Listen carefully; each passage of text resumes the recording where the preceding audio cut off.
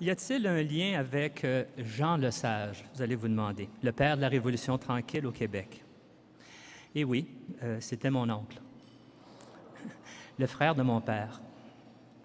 Mon père qui, comme ma mère, nous ont quittés cette année. Pour la suite du monde, que vous dire? Des Lesage, j'ai hérité de l'engagement, être au service public. De ma mère, de travailler à développer et fructifier ses talents au service d'autrui, dans l'ouverture au monde. Mes talents n'étaient pas de servir comme politicien, ni comme humoriste, mais comme médecin et chercheur, et des fois peut-être un peu trop sérieux dans mes présentations. Médecin, j'essaie d'offrir avec mes collègues, d'autres professionnels et en collaboration les meilleurs soins possibles à mes patients, des personnes souffrant de troubles mentaux.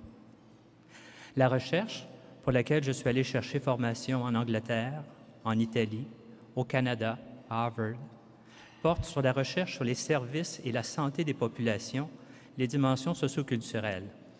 C'est très compliqué, des fois, tout ça. Laissez-moi vous expliquer un peu. Comme l'a bien apporté la Commission canadienne de la santé mentale, présidée par Mike Kirby, la principale tragédie avec la santé mentale n'est pas qu'une personne sur 5 soit atteinte de troubles mentaux, n'est pas qu'une personne sur 100 soit atteinte de troubles mentaux graves, comme la schizophrénie, n'est pas que les troubles mentaux, en particulier la dépression, deviennent la principale cause d'incapacité dans les pays industrialisés, n'est pas que la grande majorité des cas de suicide soient associés à un trouble mental, en particulier la dépression, l'abus de substances, les difficultés relationnelles remontant souvent à l'enfance et à l'adolescence. Non. La tragédie est que nous n'utilisions pas, que nous ne mettions pas en place les interventions et les programmes reconnus efficaces. Car des traitements efficaces existent pour la plupart des troubles mentaux courants, comme la dépression ou l'anxiété.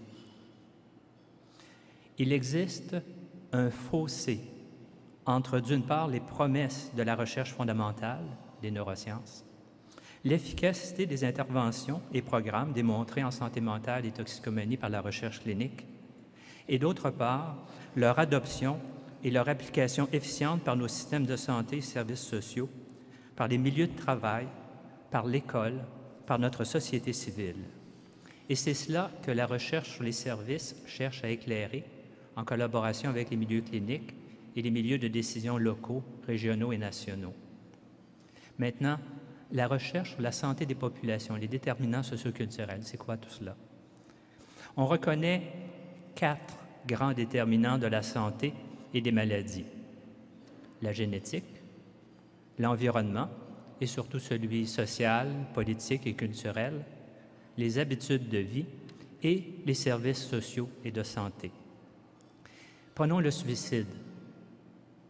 Les causes du suicide peuvent être trouvées dans ces 4 déterminants: génétique, l'environnement social, politique et culturel, les habitudes de vie, mais aussi les services sociaux et de santé.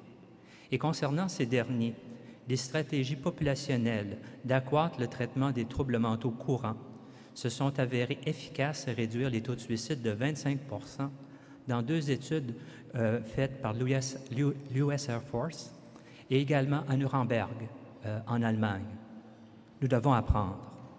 Au Canada, le suicide est plus élevé chez les peuples autochtones et chez les Québécois.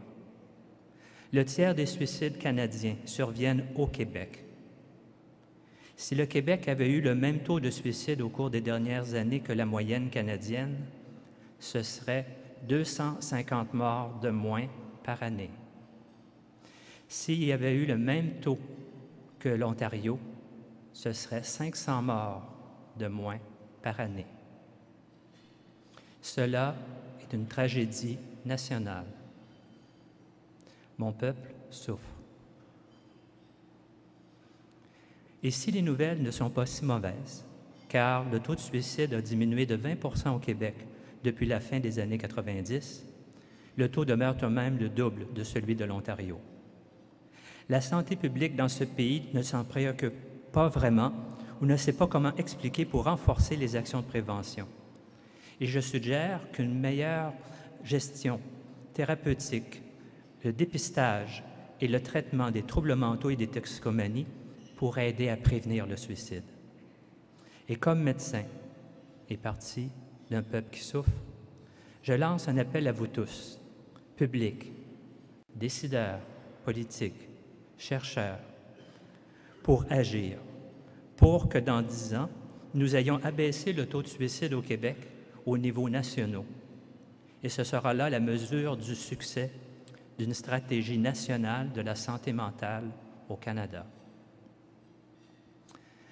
Je vous ai présenté des arguments pour soutenir que la recherche sur les services et la santé publique, des choses un peu compliquées, doivent être encore plus encouragées au Canada pour aider notre système de santé à réduire le fossé entre ce que nous savons efficace et ce que nous déployons effectivement pour la prévention, le traitement et la réadaptation des troubles mentaux. Mais même là, nous n'aurons pas les traitements et programmes permettant de guérir tous les troubles mentaux ou encore de réduire au maximum les incapacités associées aux troubles mentaux graves.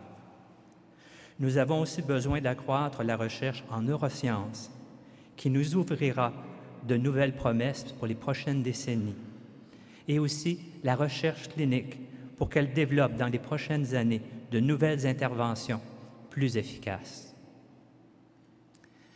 Pour paraphraser le psychiatre et réformateur psychiatrique italien Franco Basaglia, qui de façon étrange avait dans son bureau en Italie une affiche britannique, parce qu'il est allé étudier là-bas la réforme, c'était marqué « Keep courage ». En italiano, speriamo.